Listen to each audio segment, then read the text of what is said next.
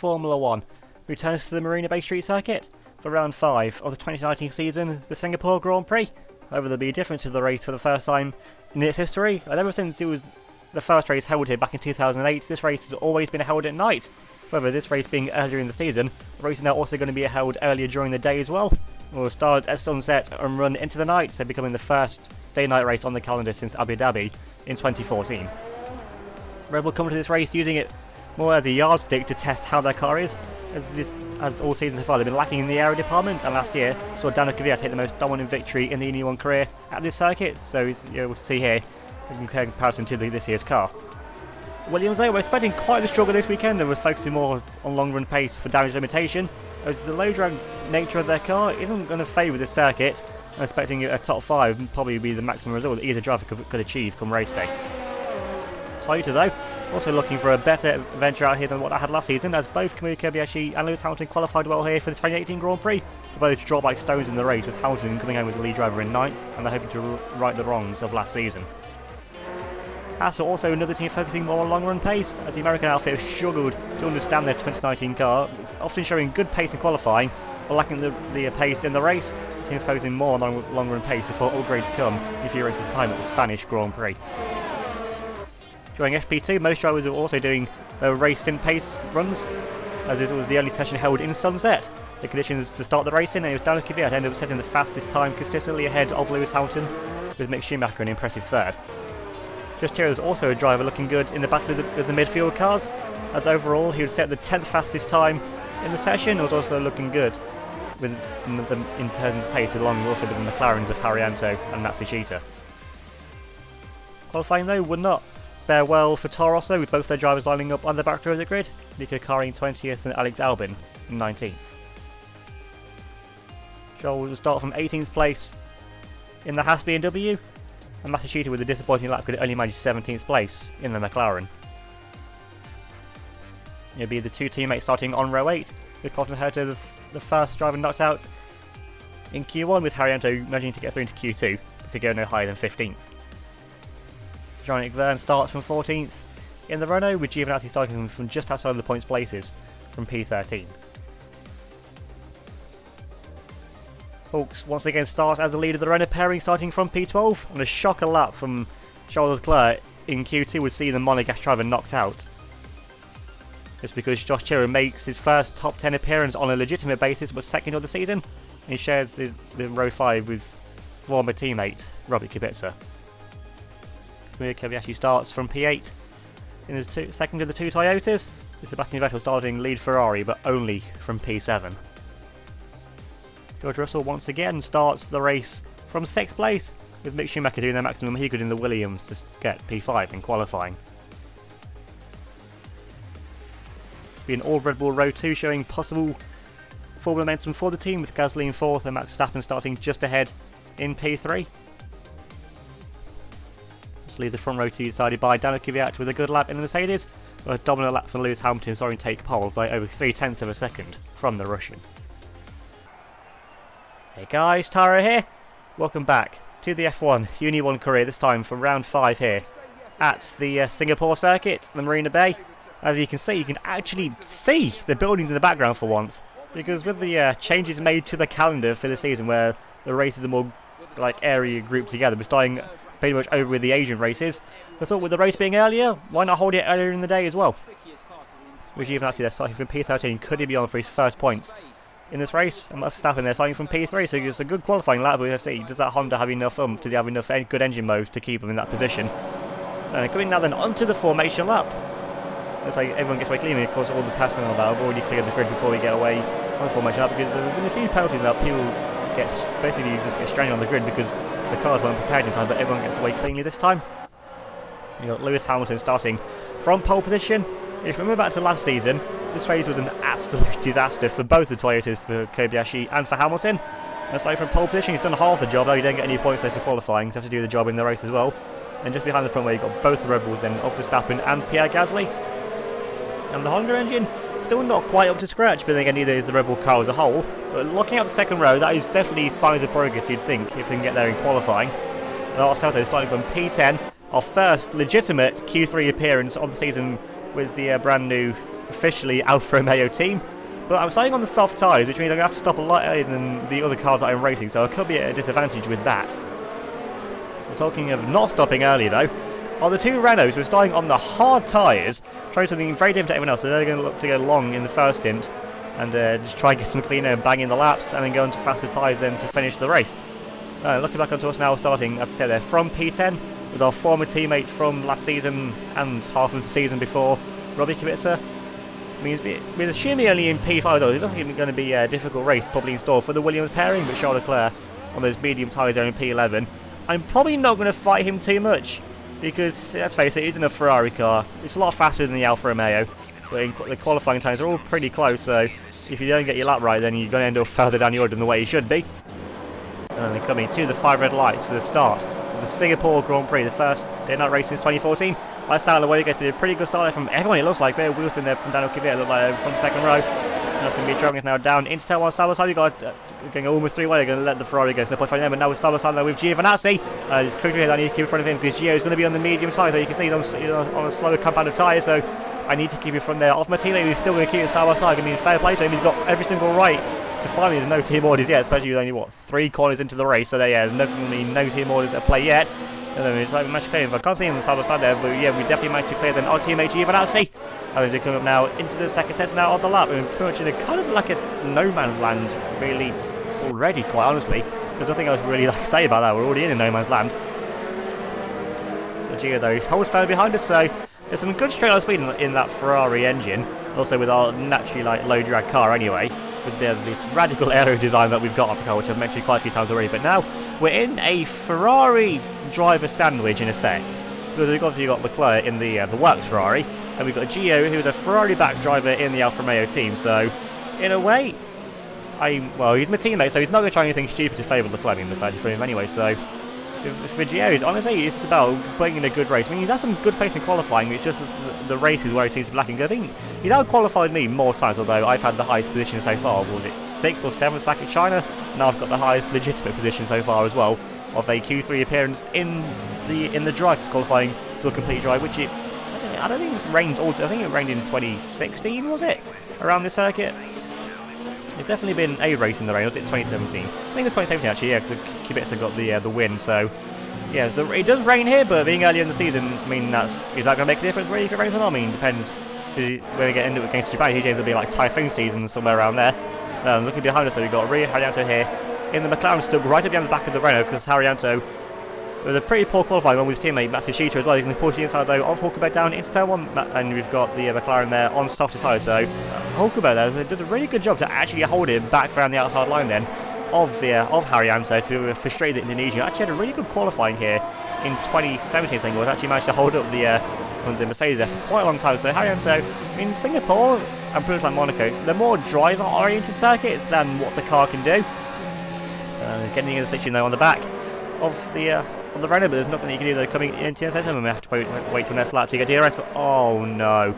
Alex Albon, his engine's gone up in smoke. I mean, he's got his first points last race out, Azerbaijan, and now it's back to reality there for the Tirowee driver out on only lap 2 of the race after completing, what, 1 lap and 1 sector. That is not going to be a good press release for Honda then come the end of this race now. Now they're moving a bit further on. Nothing much really has happened. We're still just in front there of Giovinazzi without coming out the corner. Actually, no, our car's going slowly. I think we've got some kind of car issue there. We're pulling off the side, but wait, no, the car's actually working again. So, I don't know what happened there. No, what happened there? Everything just, I don't know, shut off for a second, but it's come back on again now and seems to be working alright. Everything's in fight on what's next lap? On spot. I mean, I know in the past there's been issues like with the underground trains and that, or it could be the bridges actually. I'm pretty sure what I'm running something about is the magnets in the bridges that just play with the cars, and the Ferrari power unit not been the most reliable so far, but something went wrong with our car, but now it's working again fine. Now we're behind Giovinazzi, which honestly probably isn't too much of a disaster really, because I heard my engineer say that I'm going to be boxing now at the end of this lap, so I mean, I haven't lost really all that much time. I've lost about, what's that, 1, 2, 3, 4 seconds maybe. Actually, it's quite a lot of time actually in Formula 1.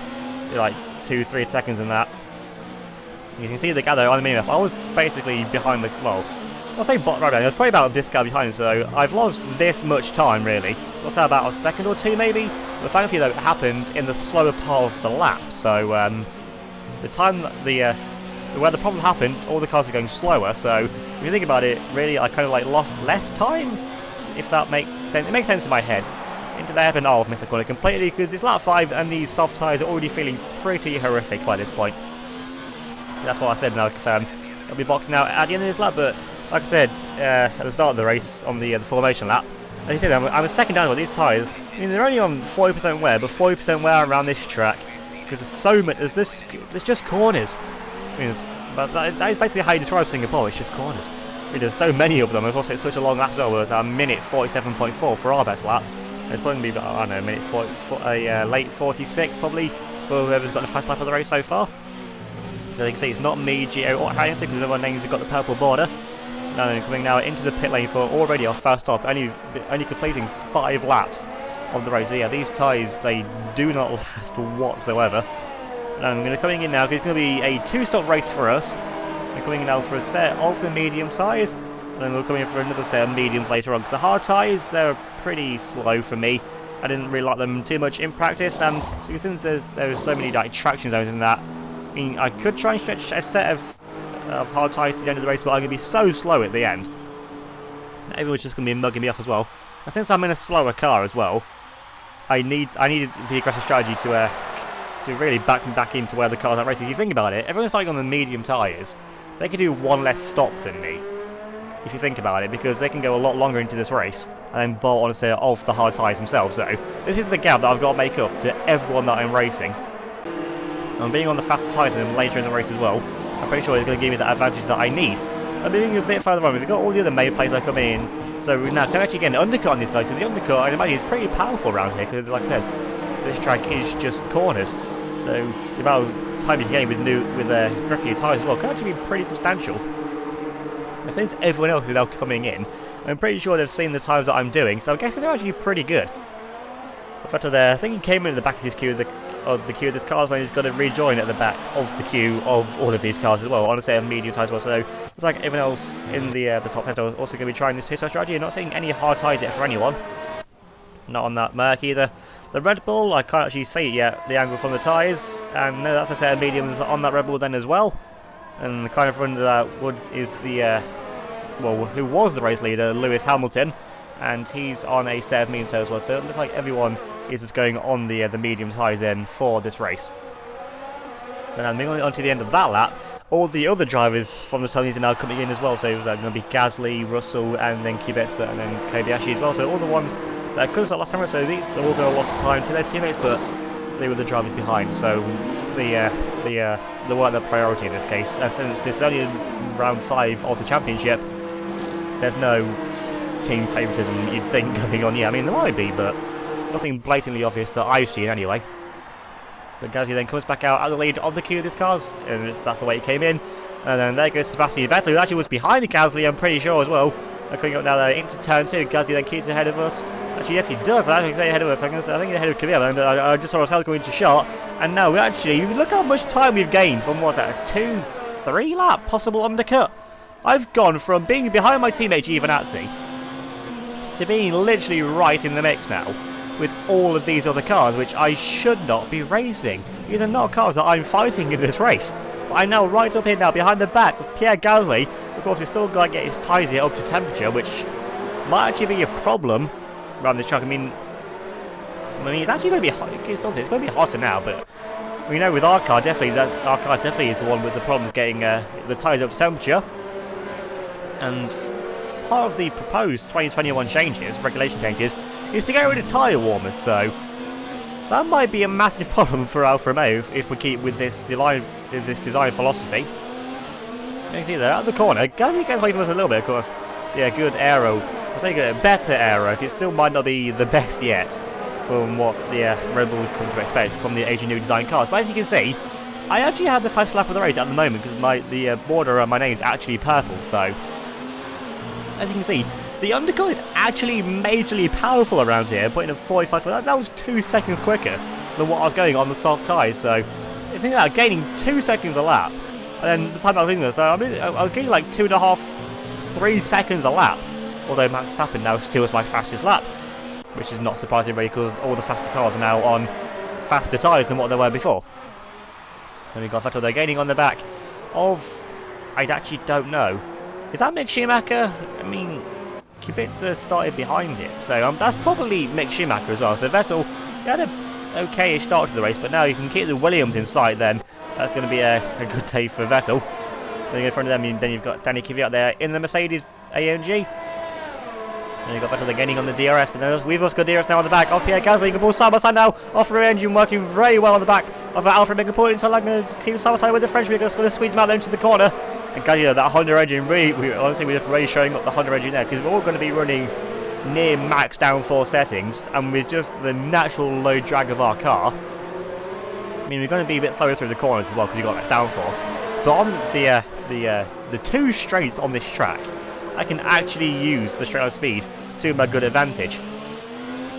So now then, we're up now into what is currently P15, but we're mixing it with the front runners, so you think we're going to be somewhere pretty good because everyone in front of us is full position. Because everyone able to go make one more stop. So whichever of the midfield cars is actually leading the race right now, it's actually in the lead. Oh wait, I think it's actually going to be though. Actually, I think it looks like it's going to be leading the race, isn't it? Because he started from, well, he's the only one of the top teams on the other strategy because he didn't get through into Q3. And you see that I've gone purple through the first sector, and then green through the second sector as well. So, am I about to steal back the fastest lap? Because that straight line speed advantage that I gained through the first sector got to be enough to actually get me back. The fact, I mean, we get a point for fastest lap every, well, not every, well, every race. If you're in the top 12, and then in the top 10, you get your fastest lap point. And at the time we do retake the fastest lap point. And for a midfield team like us, Alfa Romeo, we're targeting 6th place in the standings, or we're going to get second limit. So taking our liberties there a little bit, but I'm moving a bit further on. We're catching out to the back now. Then off Nico Kari in the start, going to go for a dive on the inside line there of the Red Bull Junior driver, because he's on those medium tyres that he started the Grand Prix on. So yeah, his tyres now at this point are going to be pretty well done now by this stage, I'd imagine so, since he made such an easy move there on the fin. No, he's actually holding up now. He's the main team driver then off Pierre Gasly. He's sure he's going to get away soon. Okay, so then pulls the inside line. I'm sure Kari just lifted off the throttle there, let Gasly go up the inside line. I mean, fair play to Kari, got out of the way probably at the first point that he could. And then one of the Hasses comes into the pits now. Actually, they're going on to another set of medium tyres. Why is Colton Herta going on to medium tyres again? Does he have some kind? He must have some kind of puncture or something. There's no way the car started on mediums should be going on to another set of the medium compound tyre. That just makes literally 0 sense, like none at all. And just look at this queue of cars we've got right behind us now, or more in front of us. Well, yeah, definitely in front of us. They're not behind us yet. I mean, that's where I want them to be, but they're not going to be behind me yet. But all at the back though of Seb Vettel in that Ferrari, and then got the Williams of Mick Schumacher as the car in front of him has run out a bit wide, so definitely getting affected then by the dirty air from the back of that prancing horse, the Scarlet Red Ferrari, which honestly doesn't look actually too bad in the matte finish. I mean, definitely looks better than what the Red Bull does, although honestly I'd forgot that the Red Bull is a matte coloured car, because I haven't seen them. We haven't seen that much of Red Bull so far this season. But now all of the back then of the Ferrari trigger and the outside line of Sebastian Vettel, that's not going to work. You can give it a try. I mean, points for effort maybe. I mean, we seem to be being held up by this queue of such slower cars anyway. Trying little moves like that, moves that you wouldn't expect, isn't actually going to lose us any time though. But what is going to lose us time is just this massive trade. This is literally half of the grid. I mean, we've got Vettel there, we've got Schumi, that's 3 cars. Then they've got the Red Bull and the Merc, that's 5. Who's in front of them? I can't see even this camera angle. You've got the Hasses, that's 6 cars there. And he's got in front of them. You've got the Renault, that's 7. And is anyone else there in front of them? Can't quite see from this camera angle. No, you actually got Verstappen there up the inside line then of one of the Mercedes. Actually got 8 cars, yeah, we've got 8 cars in this train now. He's got basically half the grid, so we've got Stroll leading this queue of cars now, but Verstappen making a move on his former teammate Daniel Kvyat from last season. Can be a point to prove here between these two drivers as well. More just honestly, there's more just pride at stake than anything really. But Kvyat there with that good downforce running outside line, that good Mercedes power as well, the AMG branded Mercedes power. But now it's going to be DRS there for basically everyone except the leader of this queue, Jean-Eric Verne. As you know, we've got this inside line now, we've got Stroll defending to the inside line, we've got Kvyat Contragger around the outside line, he's that good flex out downforce of that Mercedes. and then just cleanly drives around the outside line then of the Canadian. I mean, actually, we managed to, throughout all that, I managed to find out on the inside line, Sebastian Vettel managed to catch him up, probably focusing a bit too much on the rear wing of Shimi. We're going to keep it around the outside line, force Vettel over the inside line, force him to give us space, and managed to make the move there on the 5-time champion, so he's going to be absolutely fuming about that, surely. There's no way he's going to be being overtaken by the Ferrari customer team, which is basically this car. If you think about it, honestly, it's still just what last year's Sauber car was. Well, I'll say last year's. It's what Sauber would have had for this year if they actually continued in F1. And all of the battle there of Mick Schumacher on, not the first time for this season. Actually going to go for a dive to the inside line. And Stroll actually boxes him in there. We're going to make a move on the inside line there of Mick Schumacher. Going to hit side by side. We're going to actually use a wheel there to get us side by side. Stop him pulling away from it. Was getting a bit dirty, being very aggressive though. Then going for a dive on the inside line of Mick Schumacher. Still keeping it side by side here with the championship leader as well. He's not giving up this position now. He's beat us 2-0 so far. So he just wants to make it 2-1. Going to pitch it to the cabin. Almost crashed into the wall on the outside as well. They're going to be getting a bit of a power slide down on the cabin. Trying to get too eager on the power. She put there, but still keeping it side by side with the German. We just about managed to force out the championship leader, Mick Schumacher, and then Stroll dives immediately there into the pit lane. I imagine just to get out of the way of this queue of cars. Honestly, fair play to Stroll. I mean, he did. Honestly, though, he shouldn't have held up Schumacher like that. When you got us going side by side, I go for the move. He probably had to move over to the inside line to block me up, but then was too late into the braking zone. Well, of course, being in the BMW Williams Junior team, you're not going to hold up the big guys on purpose. But then there's a set of hard tyres then for Stroll, and also for the sole remaining Toros, then of Nico Kari. And they're both going to be going to the end of the race now on that set of tyres, I'd imagine. Because, well, they're on the hards, they've done probably like near half the race so far on them, so yeah, I'm pretty sure they're going to be going to the end of the race, but we have some clean air at least now anyway. Now, it's on lap 13, so we're still not even halfway through this race yet. We're now catching up to the back of Max Verstappen, who's actually got one of the Renaults there in front of him. Of course, the Renault's going to be going longer on their hard tyres, so they've got a long way to go yet before they actually make a stop yet in this Grand Prix. Verstappen now then up the inside line though of the Renault into turn 1. We've got Shimi there still coming back up. He's not taking it lying down, was overtaking him. But Van's still holding around the outside line of the driver who was dropped for, remember, at Red Bull for 2016? Or was it 2017 that he got dropped for? Either way, though, yeah, because he won in 2017 with Ferrari, so yeah, he had the point to prove then. He's going to get the DRS on the back of Max Verstappen. He's still keeping there with the Red Bull Sons have still got actually some pretty good speed. We've seen already in that round. He can pull back up the inside line of Max Verstappen. He's not taking this line down whatsoever. Proving honestly why he's driving champion, but then he gets forced out. Takes a horrible line, but now we've managed to get around the outside line then. Oh, Johnny Van needs to go away there, around the outside line. Didn't put up too much of a fight, saw that we're on the racing line. And for this race, his race right now anyway, although that was a fight technically for position, his fight now isn't with us because he's on those hard tyres. It's about banging in some good laps now, or say good laps. He's doing me a massive favour right now though, holding up Mick Schumacher. He's going to be absolutely fuming. We've seen from the first race, he's definitely matured a lot though in the way of getting through traffic. I have to give him credit where it's due. Remember back to the Australia where he just basically tried to take me out and locked off half his front wing in that, which then cost him ultimately probably the win of the race, or at least a podium finish at that. But through these middle sectors, he knows he's losing time, but he knows he can get past the Renault down the straight. So now moving a bit further on, we've now got the Mercedes there of, is that Daniel Kvyat? Either way, he's got past the Renault there, Nico Hülkenberg. Now has DRS to try and come back at the Russian, but like that's going to happen. You can see he's already pulling up the race, so some good speed from that AMG engine.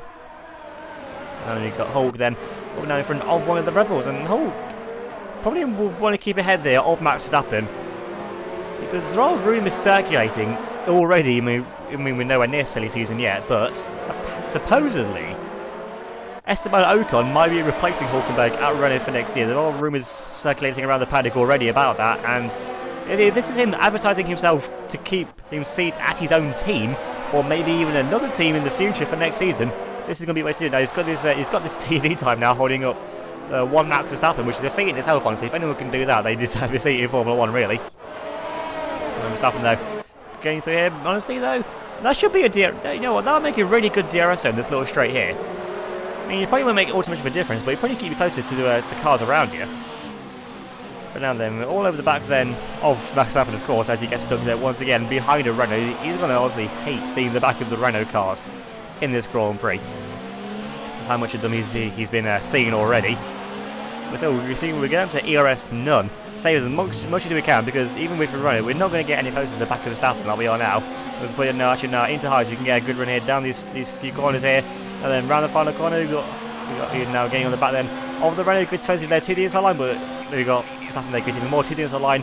We're going to keep Verstappen on the inside line, Hook runs out a little bit wide, but just keeps it nosing on the inside line, not getting all without a fight. Then we're going to try and go in there to try and make it 3 wide possibly, but no way there around the outside line, especially with like maybe if I was still in the Williams car, maybe I could pull that. Oh no, I've got a problem there with my rear wing. I hope that's just a DRS issue. But now then, we'll see here. No, actually, you can see there, my DRS is not open. So, of all the things to go wrong with the rear wing, I'm okay with that. It hasn't fallen off, which is, I mean, that's a bit extreme. But a rear wing issue could mean that it fell off. So you never know.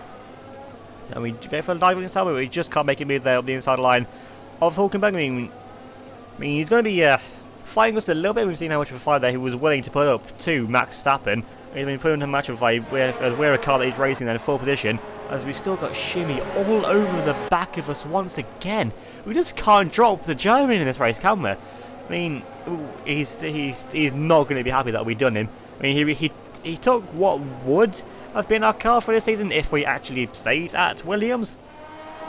But I've achieved what I wanted there with the team. I mean, I've got nothing but respect then for the team. They gave me the opportunity to come to drive for them in 2015 and take the championship with them in 2016 as well. But then all back there, Hulkenberg going for a dive on the inside line, trying maybe to the car. We force him out, they go late breaks and get very quick there with Hulkenberg. We force him out too much, then Shumi, the ever opportunistic, and trying to then run the outside line as well. He basically just gets through the. Oh, that did not work out well for me, but I got past Hulkenberg, which is what I needed to do.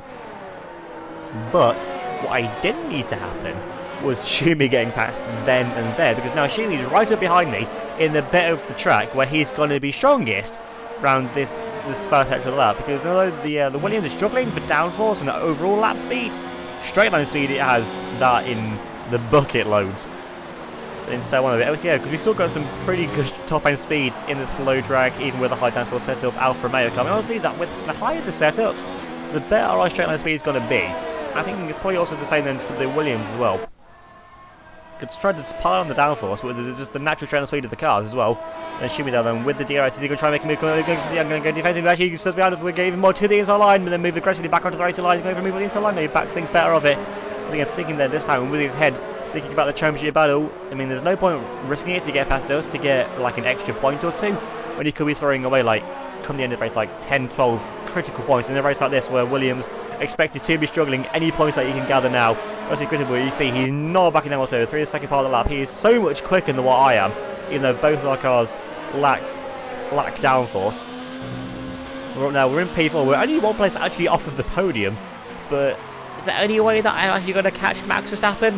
I highly doubt that. I mean, he's currently starting position. That Red Bull was actually showing a good turn of pace. I mean, I shouldn't sound surprised about that, but if you think about why they started the season, the last 2 races, they've not actually scored any points. I mean, due to incidents and penalties and that. But either way, they weren't in a high enough position in the first place to make the best of those situations. And they're only 5th place in the standings for a team that won multiple races last year and were in title contention for a lot. They had a 1-2 in the first race of last season. I mean, the switch to Honda engine is meant to be a season of building, and that's what it is. Rather than Mick Schumacher, that comes into the pace, he's coming in early for his second stop. So we pulled the UniONE ticket on the first round of stops. It looks like Williams then are going to do it on the second round, because we actually stopped. Well, yeah, we stopped a few laps earlier than what Shumi did last time. But now then, it's going to be another set of medium tyres, I'd imagine then, for Shumi then to get to the end of the Grand Prix. As no one's actually in the pit lane. Oh wait, what? Why is he going on to the hards? Does he not have any set of medium tyres left? Did they choose the Williams go too conservative with their tyres? Or maybe we saw the medium tyres actually working pretty well there for Shumi, but he's on a set of hard tyres now to get to the end of the Grand Prix. This makes no sense. Surely you can get a set of mediums to the end of the race. Maybe he's suffering really bad tyre wear. Even though we've got Hulk and Vettel going mad at it behind us now, he's going to be footed then. They guess up there and into P5. I still can't understand why Williams put Shumi on a set of hard tyres to do 13 laps of the race. I mean, how many laps have we done on these tyres now? 13. Actually, he could have got you in the race on another set of those tyres. So Williams, they just must not have had another set of medium tyres ready then for Mick Schumacher. That's the only explanation that I can think of. But we're 1.5 seconds down on our best lap, so yeah, we definitely need to respond to what Mick Schumacher has done, as confirmed particularly there that we're boxing now at the end then of this lap. So even with Schumi being on a harder compounded tyres, he's going to be getting massive undercut on this. I mean, unless the hard tyres take forever to cool to temperature, which, because as it's getting darker now, the sun is it's sunset, so yeah, as the sun disappears into the sea really as it goes downwards, the track is going to be getting cooler. So oh no, I've missed the pit lane, but I just managed to get myself back in there. I'm coming in now, and oh, my pit stop's not there. Okay, I'll get back to that in a minute, but Daniel Ricciardo makes a move on the inside line of Colton Herta. He's on that set of medium tyres still, so he's only still on his 6th, but he's actually got some good finding there. Actually hold it around the outside line of Danny Kvyat. I applaud you, sir. That is some excellent racing, quite honestly, to be able to genuinely be able to hold it around the outside line of Danny Kvyat and that. But now then, is that good enough to keep him from those moves? Kvyat's going to pull to the inside line though. He's going to get squeezed to the wall, but Herta there leaves him the space, some good respect there. Now we're going to try to go in the outside line then of the Red Bull, catch them lapping. Actually, know which Red Bull that is. Either we can hold it around the outside line, we managed to put the power down. We managed to make the move there ahead then of whatever Red Bull that was. And now then side by side, we caught the Herta well, get squeezed then by Danny Kvyat. We managed to go around the outside line, making Danny Kvyat what we did on Vettel in the race. But Herta there keeps his foot in, but we just managed to do there around the outside line. And now we leave Herta then to deal with with that Red Bull coming now. We try to hold it around the outside line side by side, and we're going to go around the outside line and Herta just backs out of that move. Because honestly, what can you do in that situation? But yeah, back to my pit stop. You're going to have to take my word on this. I can't prove it, but I don't even know how I would. But my pit stop, genuinely, when I was editing this, I know it was there. I watched through the footage, and I put it there. But now it's gone, after the video converted, so... And as you can see, there's still a lot of time left to go. I'm only on lap 20 of the race, and you think of how much editing actually goes in. I'm not moving every single piece further down to put that back in, but either way, I kept ahead of Schumi, I'm now ahead of Verstappen, and I'm on this set of medium tyres to the end of the Grand Prix, just to sum it up basically. So nothing much really happened. Now that you missed anyway, but then all over the back now of our teammate Giovinazzi, so surely he's been told to keep him at bay. Now we're going to dive into that and Kvyat goes inside line. There's a big aggressive there, moving very aggressively, going the outside line. Our teammate Giovinazzi going to pitch in there to the apex, but Kvyat there managed to make the move.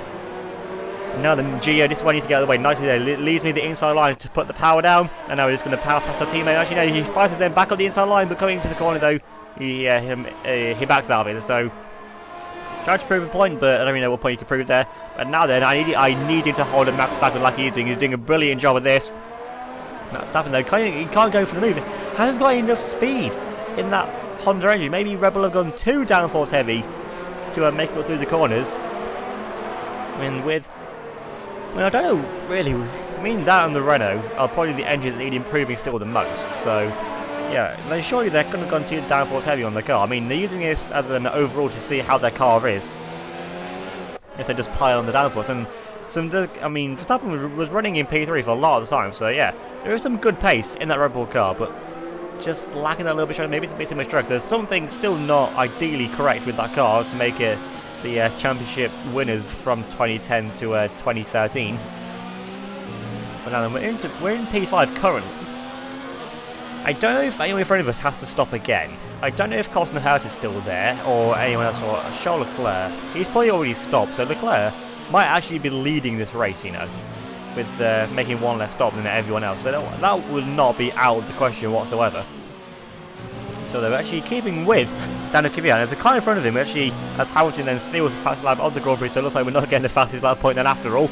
Now they run final corner, going to get the DRS here. And now it's Danny Kvyat now takes the fastest lap, so it looks like Hamilton's not getting fast lap either. So I mean, Kvyat, in practice, he had the best overall race pace for the practice race stint that he would have done. And he's shown that good pace now, but Hamilton's a bit further up the road than what Kvyat is. I mean, we've seen there's about, 10 seconds or so difference between the times coming up. And then Daniel Kvyat, though, with the DRS now on the back then of that McLaren Renault in front of him. I don't know which McLaren that is, but they've had a pretty quiet race until Daniel Kvyat makes a move on the inside line. Going down into the corner, going to be slow outside then with Matthew Sheeter as well.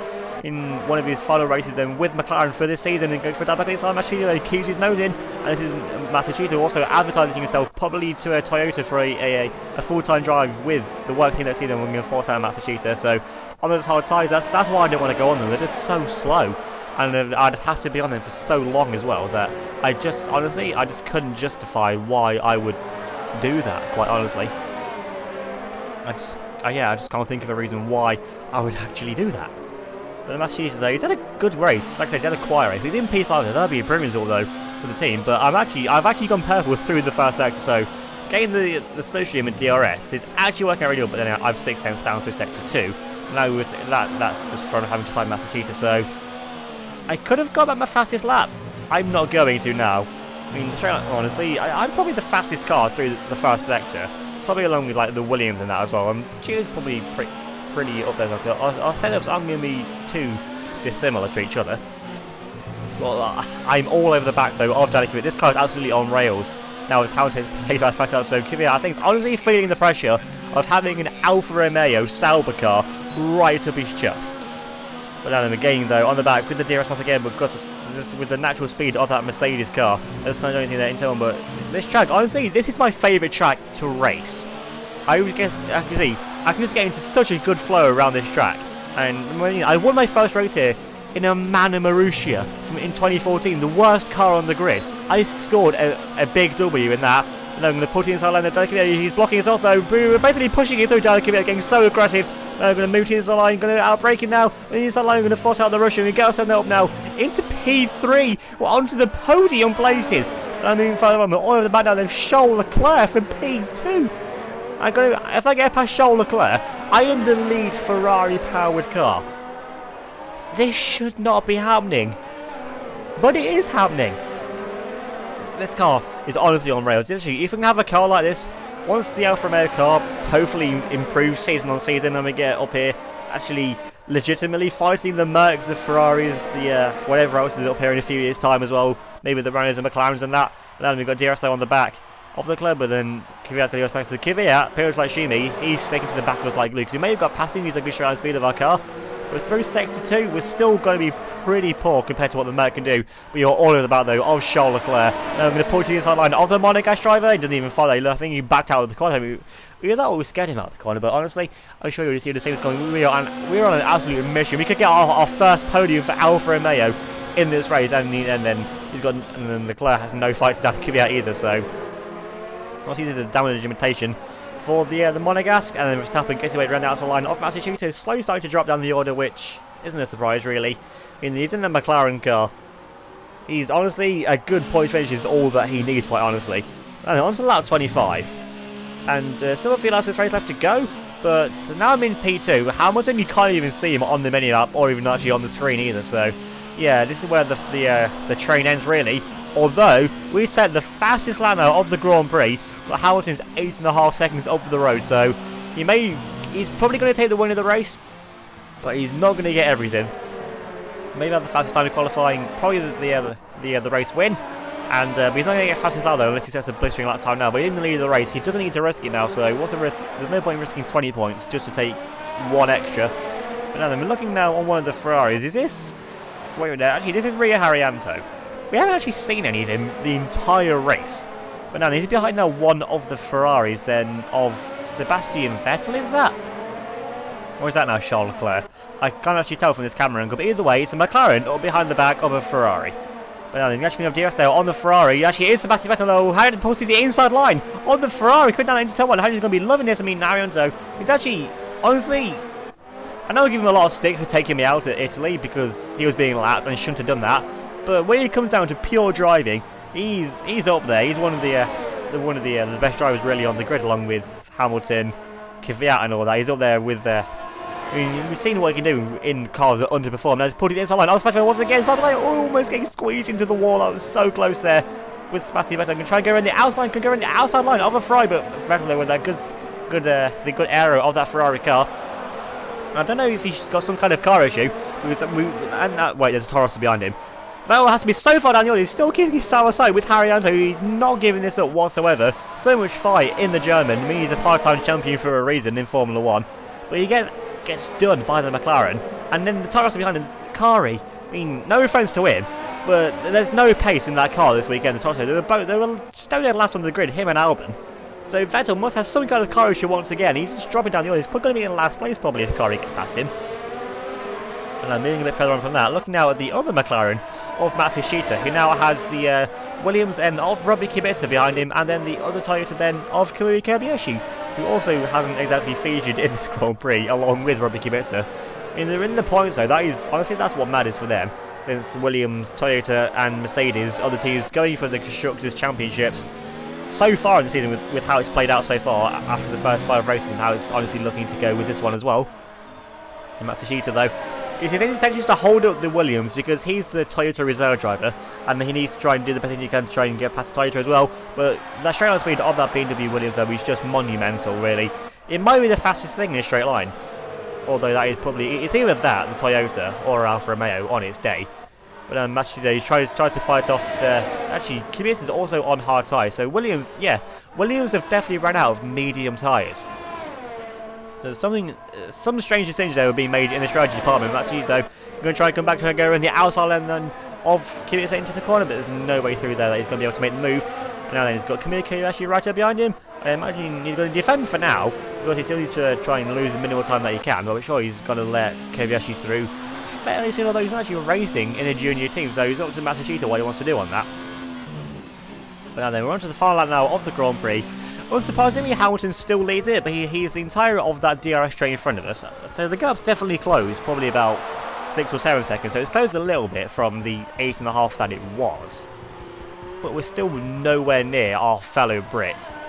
And like I said, he's not hit. Also, I don't know if you noticed it, but our name's still got the purple border around it, so unless he's going to go for a blinder on this last lap, which if I was Hamilton, and he's a world champion as well for a reason, he's not going to go for a fastest lap on this final lap. He's ahead of Daniel Kvyat. He's ahead of Mick Schumacher. His title rivals. He's where he needs to be. So at one point, it could prove critical later on, but today is not the day to deal with that. You deal with that situation once it arises. I'd rather have the 20 points in the bag than risk spinning it, especially around a circuit like this as well. One mistake, you're in the wall. And because he's not allowed to every single other driver as well, he'd still finish with no points if he binned it right now. But now he's only got a few more corners left to go. So he's got the final chicane here, and this goes all right for him. Good first thing and good exit as well there from the Celtic. Gets very close to the wall, but definitely could be close. He's not going for a fastest lap this time. But now then coming up now, then round the final corner, and now then up to the line. Lewis Hamilton wins the Singapore Grand Prix in dominant fashion, led from start to finish of the leading teams anyway, because they have the midfield somewhere around. But now here we come now around the final corner. It's going to be second place for Alfa Romeo, the first podium since their return, the first podium since what, the mid-80s? A brilliant result, and hopefully many more of those results to follow. Singapore, honestly, it just brings out the best in my driving, no matter what car I'm in. That's why it's my favourite circuit to drive. But the Toyota though, they're the ones that come away with the win. And that must have my look very happy. And Lewis Hamilton takes his second win now on the bounce as well. Singapore, he's conquered, him and Toyota, they've conquered their demons from last year. And they've got a good car on a downforce heavy track. So that could be an omen for them really, for the remainder of the season, possibly with Charles Leclerc there in P7. Taking a look at the end race results. And Hamilton takes the victory, 13 seconds clear of us in second place, and we take the fastest lap as well, with Daniel Kvyat running off the podium in third, with Max Verstappen with a good drive honestly to fourth place in the Red Bull, with Mick Schumacher finishing where he started in fifth, and same for Russell as well in P6. And Charles Leclerc gets up to seventh, with Hulkenberg with a good result for Renault there in P8, ahead then of Robbie Kubica, with Kamui Kobayashi then in 10th place, who did somehow either let past or got past Matsushita. And Pierre Gasly, we know what happened to him after the first stop, but he only finished way down there in 12th place and was nearly 30 seconds behind his teammate Verstappen. Giovinazzi unfortunately just missed out on his first points in Formula 1. We're coming home in P13 and he was 44.2 seconds off. And Gasly was 44.1, literally Gasly did him at the death. They must have been side by side around the final corner or something. And Jean-Eric Vergne there in P14 with Harry Anto then in 15th place ahead. Sebastian Vettel down in P16. Can this man please just get some luck in this season? I mean, it's nothing he's doing wrong. His car just doesn't work. Then we've got Stroll then in 17th place, ahead then of Nico Kari and Colton Herta. And with Alex Albon, as you saw, the only retirement from the Grand Prix. Moving on to the driver standings, and Mick Schumacher still leads, but now only by 3 points from Lewis Hamilton, proving that consistency really is key. I mean, Schumi, he got 3 wins in the bounce earlier in the season, but now a few off races really in between that. He's now only 3 points ahead. And a further 20 points back then is Danny Kvyat in P3. And you've got Charles Leclerc in P4, ahead then of George Russell in P5 by 5 points. With Kamui Kobayashi then in 6th place on 38. Ahead then of Robbie Kubica by 2 points. And we with that 2nd place, get ourselves now up into 8th place ahead of both of the Red Bull drivers. And Max Verstappen, well, we're level on points, but I got the better result over Verstappen. And Seb Vettel, 16 points after 6 races. I mean, even counting the old point system, even taking that into account, even scaling that up, that has to be Vettel's worst start to a season in a competitive car. I mean, 2008 Toro Rosso was a bit naff to start with before he got that win, of course, but in everything 2009 onwards, he's been in a competitive car every season since, and he has not had 16 points or less after 6 races. And we got Pierre Gasly in 11th, joint on points then with Hulkenberg, who gets himself back up into the top 12. Yes, his Hulk's teammate Jean-Eric Vergne is in 13th place, with ahead then of Haryanto, who's joint on points with Matsushita.